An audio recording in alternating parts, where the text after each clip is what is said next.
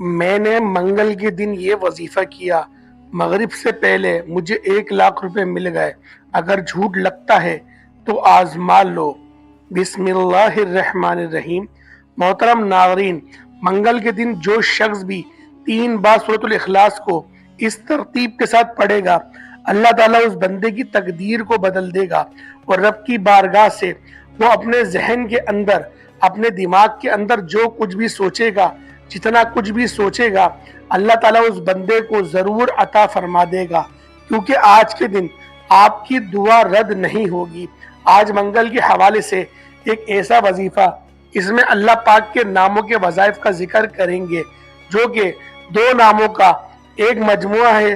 اس کو اسم اعظم بھی کہا جاتا ہے۔ اکابرین کا کہنا ہے کہ منگل کے دن میں جو بھی ان عمل کو کر لے گا تو اللہ کے حکم سے جو بھی اس کی حاجت ہوگی، جو بھی پریشانی ہوگی، جو بھی اس کے معاملات ہوں گے، اللہ کے حکم سے اس کے معاملات میں رہنمائی فرمائیں گے۔ نبی کریم صلی اللہ علیہ وآلہ وسلم نے فرمایا، حضرت فاطمہ الزہرا سلام اللہ علیہا کو بھی ان ناموں کی پڑھنے کی تلقین فرمائی اور فرمایا کہ یہ حضوری کیفیت رکھنے والے اللہ کے نام ہیں، ان کو صبح و شام میں ضرور پڑھ لیا کریں۔ اکابرین کا کہنا ہے کہ اگر ان اعمال کو اس طرح سے پڑھ لیا جائے گا تو اس میں بے شمار فوائد ذکر کیے گئے ہیں، وہ آپ کو حاصل ہوں گے۔ آپ منگل کے دن اس عمل کو کریں۔ مغرب کے ٹائم آپ نے یہ عمل کرنا ہے۔ اگر چاہیں تو آپ کسی بھی ٹائم، جو ٹائم صحیح لگتا ہو، اس ٹائم کر لیں۔ انشاءاللہ تعالی آپ کے پاس جو 20 گھنٹے موجود ہیں، اس وقت بھی آپ اس عمل کو کر کے رب کی بارگاہ سے جو بھی مانگ لیتے ہیں، جو بھی دعا مانگنا چاہتے ہیں، ہر دعا رب کی بارگاہ میں قبول ہوگی۔ بس آپ نے اس عمل کو اس ترتیب کے مطابق کرنا ہے، جو ترتیب، جو طریقہ کار، جو شرائط میں آپ کو بتاؤں گا۔ بڑا ہی قیمتی عمل آپ کو دے رہا ہوں۔ اس قیمتی عمل کو جاننے کے لیے، سمجھنے کے لیے، اس کے فیض کو حاصل کرنے کے لیے آپ اس ویڈیو کو اول سے لے کر آخر تک دیکھنا مت بھولیے گا، کیونکہ یہ ایسا عمل ہے کہ جو ساری زندگی آپ کو کسی کے سامنے جھکنے نہیں دیتا۔ اقبال نے کہا تھا کہ ایک سجدہ جسے تو گرہ سمجھتا ہے، 1000 سجدوں سے آدمی کو دیتا ہے نجات۔ اگر بندہ رب کی بارگاہ میں جھک جائے تو رب اس بندے کو کسی کے سامنے جھکنے نہیں دیتا، کسی کے سامنے اس کے ہزاروں، لاکھوں، جتنے بھی دشمن ہوں، رب اس کو جھکنے نہیں دے گا۔ ہر میدان میں اللہ تعالیٰ اس بندے کو فتح عطا فرمائے گا، نامقامی کا سامنا نہیں کرنا پڑے گا۔ آپ اس عمل کو ذریعے رب کی بارگاہ میں پیش ہو جائیں۔ جب بندہ رب کی بارگاہ میں پیش ہو جاتا ہے، حاضر ہو جاتا ہے، تو رب کی بارگاہ سے پھر وہ جو اپنی زبان سے اقرار کرتا ہے، جو مانگتا ہے، اس لمحے رب اس کو عطا فرما دیتا ہے۔ منگل کے دن کا یہ عمل بتایا جا رہا ہے، تو جو شخص بھی اس عمل کو کر لے گا تو ناظرین، آپ اس مختصر سے عمل کے ذریعے اپنے دکھوں بھری زندگی کو خوشیوں میں بدل سکتے ہیں، مصیبتوں سے نجات مل جائے گی، کیونکہ سورۃ الاخلاص کی بہت فضیلت ہے۔ حضور علیہ الصلوۃ والسلام کے فرمان کے مطابق حضرت ابو ہریرہ رضی اللہ تعالی عنہما بیان فرماتے ہیں، بڑے جلیل و قدر صحابی ہیں، بڑی دیر تک حضور کی خدمت میں رہے۔ یہ صحابہ حضور کے پاس بیٹھتے تھے، علم دین حاصل کرتے تھے اور فرماتے تھے۔ حضرت ابو ہریرہ رضی اللہ تعالیٰ عنہ، حضور علیہ السلام نے فرمایا، جو شخص مغرب کی نماز کے بعد 12 مرتبہ سورۃ الاخلاص پڑھے گا، صرف 12 مرتبہ سورۃ الاخلاص پڑھے گا، تو اس کی حاجت پوری ہوں گی۔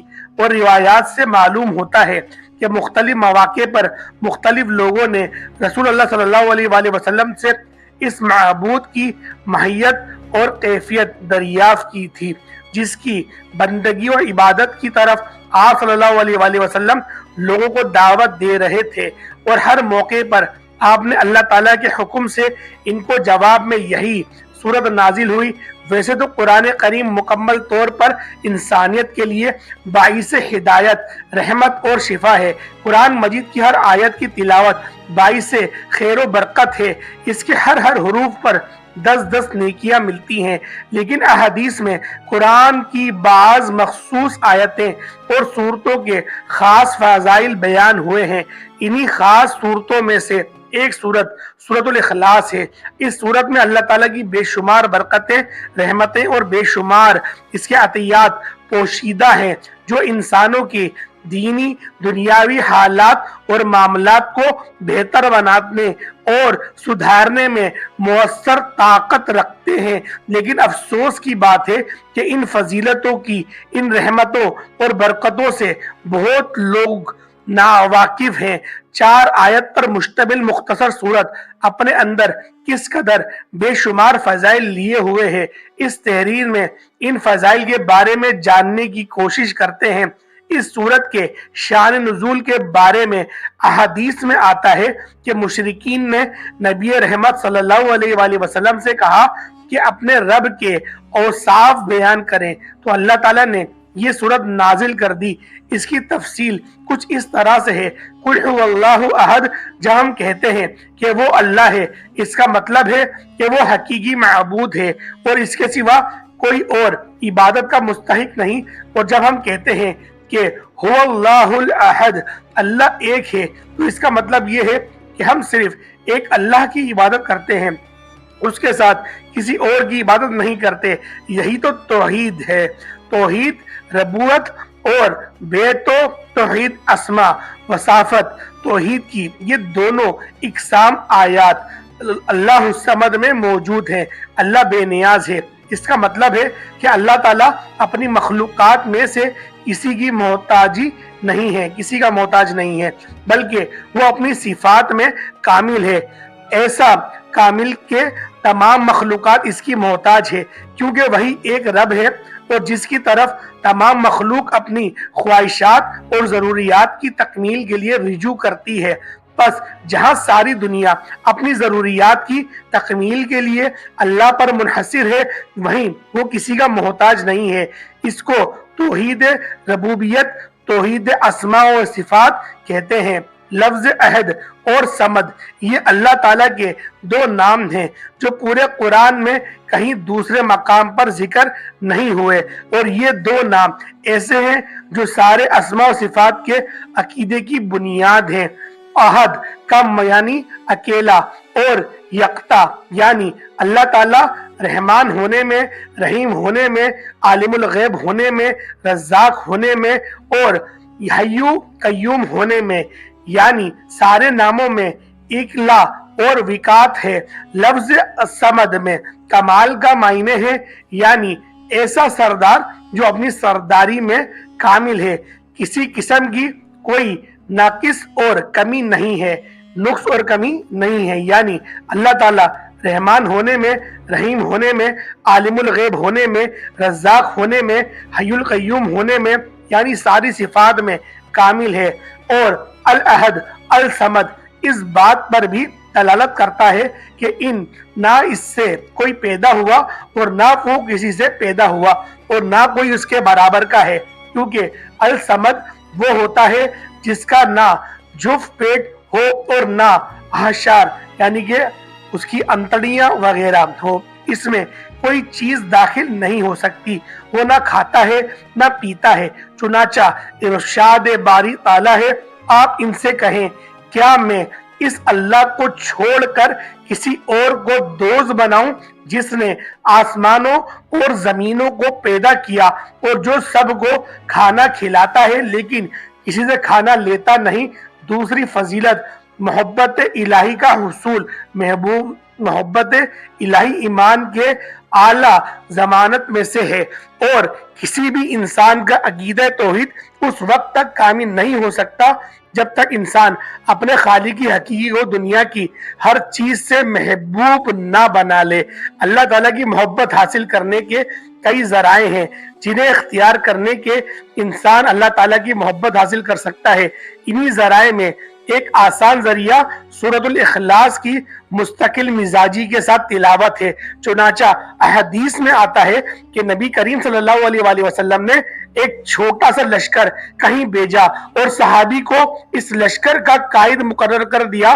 جب وہ لشکر واپس پہنچا تو انہوں نے کہا نبی صلی اللہ علیہ وآلہ وسلم نے ہم پر جس شخص کو سردار بنایا تھا وہ ہر نماز کی قرات کے خاتمے پر سورۃ یعنی کہ اخلاص قل هو اللہ احد پڑھا کرتے تھے۔